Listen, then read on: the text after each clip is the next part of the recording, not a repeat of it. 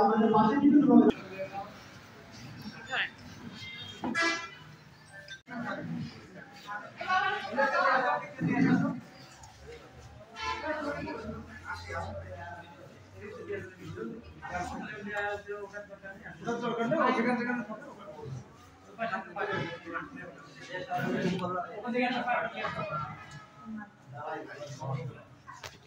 থেকে আমরা অভিনন্দন সূচক এবং তার কাছ থেকে আমরা শুনতে চাই।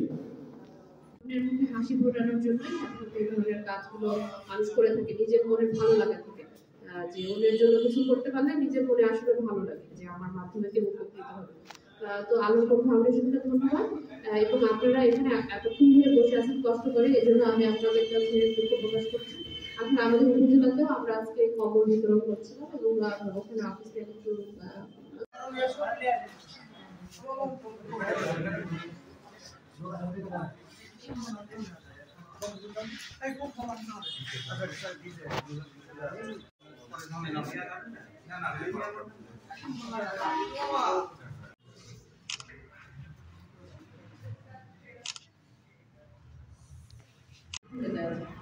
সবাইকে ধন্যবাদ জানিয়ে সবাই ভালো থাকবেন, আমাদের জন্য দোয়া করবেন।